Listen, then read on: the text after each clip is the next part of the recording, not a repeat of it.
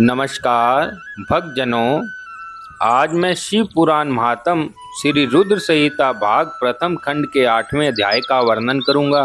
इस अध्याय में ब्रह्मा विष्णु को भगवान शिव के दर्शन के बारे में वर्णन किया गया है।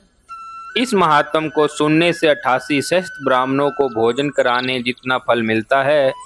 मनुष्य सब पापों से मुक्त हो जाता है, वह दीर्घजीवी तथा सभी गुणों से संपन्न हो जाता है। भगवान भोलेनाथ की कृपा उस पर सदैव बनी रहती है। अब मैं 8वें अध्याय का वर्णन करता हूँ। ब्रह्मा जी बोले, मुनि श्रेष्ठ नारद, हम दोनों देवता घमंड को भूलकर निरंतर भगवान शिव का सिमरन करने लगे। हमारे मन में ज्योतिर्लिंग के रूप में प्रकट परमेश्वर के वास्तविक रूप का दर्शन करने की इच्छा और प्रबल हो गई। शिव शंकर गरीबों के प्रतिपालक, अहंकारियों के गर्व को चूर करने वाले तथा सबके अविनाशी प्रभु हैं। वे हम पर दया करते हुए हमारी उपासना से प्रसन्न हो गए। उस समय वहां उन सुर सरेट से ओम नाद स्पष्ट रूप से सुनाई देता था।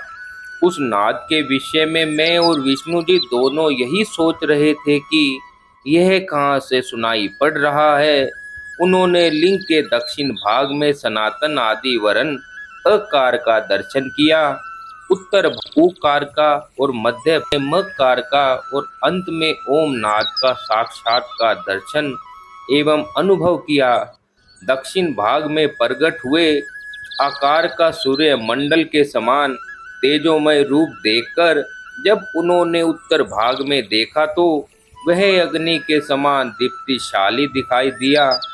तत्पश्चात ओम को देखा, जो सूर्य और चंद्रमंडल की भांति स्थित थे, जिनके शुरू व अंत का कुछ भी पता नहीं था, तथा सत्य आनंद और अमृत स्वरूप पर ब्रह्म परायण ही दृष्टि गोचर हो रहा था।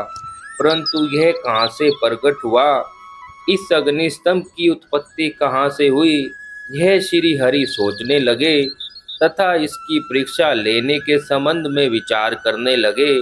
तब श्री हरि ने भगवान शिव का चिंतन करते हुए वेद और शब्द के आवेश से युक्त हो अनुपम अग्निस्तंभ के नीचे जाने का निर्णय लिया। मैं और विष्णु जी विश्वात्मा शिव का चिंतन कर रहे थे, तभी वहां एक ऋषि प्रकट हुए। उन्हीं ऋषि के द्वारा परमेश्वर विष्णु ने जाना कि इस शब्द ब्रह्मामय शरीर वाले परमलिंग के रूप में साक्षात्कार पर ब्रह्म स्वरूप महादेव जी प्रकट हुए हैं। ये चिंता रहित रुद्र हैं, पर ब्रह्मा परमात्मा शिव का वाचक प्रणव ही है। वह एक सत्य परम कारण आनंद अकृत परात्पर और परम ब्रह्म है। प्रणव के पहले अक्षर एक कार से जगत के बीजभूत अर्थात ब्रह्मा जी का बोध होता है। दूसरे अक्षर उकार से सभी के कारण श्री हरि विष्णु का बोध होता है। तीसरा अक्षर मैकार से भगवान शिव का ज्ञान होता है। एकार सृष्टिकर्ता, उकार मुंह में डालने वाला और मकार नित्य अनुग्रह करने वाला है। हजारों वर्ष के बाद भगवान शिव ने इस अंड को दो भागों में विभक्त कर दिया। तब इसके दो भागों में से पहला स्वर्णमय कपाल ऊपर की ओर स्थित हो गया, जिससे स्वर्ग लोक उत्पन्न हुआ, तथा कपाल के नीचे के भाग से 5 तत्वों वाली पृथ्वी प्रकट हुई। उस अंड से चतुर्मुख ब्रह्मा उत्पन्न हुए, जो समस्त लोकों के सृष्टि करता है। भगवान महेश्वर ही ए उ व मैं त्रिविध रूपों में वर्णित हैं। इसलिए ज्योतिर्लिंग स्वरूप सदा शिव को ओम कहा गया है। इसकी सिद्धि यजुर्वेद में भी होती है। शिव को जानकर विष्णु जी ने शिव की स्तुति करनी शुरू कर दी। इस समय मैंने और विश्वपालक भगवान विष्णु ने एक अद्भुत सुंदर रूप देखा, जिसके 5 मुख 10 भुजा कपूर के समान गौरव वर्ण परम कांति में अनेक आभूषणों से विभूषित महानुदार और महापुरुष के लक्षणों से युक्त था, जिसके दर्शन पाकर मैं और विष्णु जी धन्य हो गए। तब परमेश्वर महादेव भगवान प्रसन्न होकर अपने दिव्यमय रूप में स्थित हो गए। अकार उनका मस्तिष्क है और आकार ललाट है। ईकार दाहिना और इंकार बाया नेत्र है। ऊकार दाहिना और औकार बाया कान है। त्रिकार दाया और त्रिकार बाया गाल है। लरी उनकी नाक के छिद्र हैं। एककार और इंकार उनके दोनों होठ हैं। ओंकार और औकार उनकी दोनों दंत पंक्तियां हैं। ए और अणय देवाधिदेव शिव के तालु हैं। के आदि 5 अक्षर उनके दाहिने 5 हाथ हैं और चे आदि बाएं 5 हाथ हैं।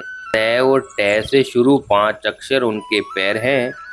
पकार पेट है।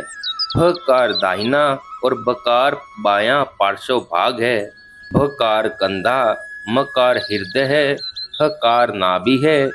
यह से 6 तक के 7 अक्षर 7 धातुएं हैं जिनसे भगवान शिव का शरीर बना है।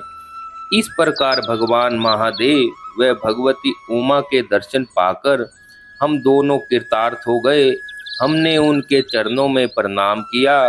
तब हमें 5 कलाओं से युक्त ओंकार जनित मंत्र का साक्षात्कार हुआ। उसके पश्चात 24 अक्षरीय गायत्री मंत्र प्रकट हुआ जो पुरुषार्थ रूपी फल देने वाला है। तत्पश्चात मृत्युंजय मंत्र, फिर पंचाक्षर मंत्र तथा दक्षिणामूर्ति व चिंतामणि का साक्षात्कार हुआ। इन 5 मंत्रों को विष्णु भगवान ने ग्रहण कर जपना आरंभ कर दिया। ईशों के मुकुट मणि ईशान है जो पुरातन तत्व पुरुष हैं, हृदय को प्रिय लगने वाले, जिनके चरण सुंदर हैं, जो सांप को आभूषण के रूप में धारण करते हैं, जिनके पैर व नेत्र सभी ओर हैं, जो मुझ ब्रह्मा के अधिपति, कल्याणकारी तथा सृष्टि पालन एवं संहार करने वाले हैं। उन वरदायक शिव की मेरे साथ भगवान विष्णु ने प्रिय वचनों द्वारा संतुष्ट चित्त से शुद्धि की। इस प्रकार 8वें अध्याय को आज पूर्ण किया जाता है। भक्तजनों, मेरे द्वारा प्रतिदिन दी जाने वाली जानकारी की वीडियो यदि आपको अच्छी लगे तो आप मेरे YouTube चैनल भक्ति मार्ग के कमेंट बॉक्स में जाकर ओम नमः शिवाय अवश्य लिखें।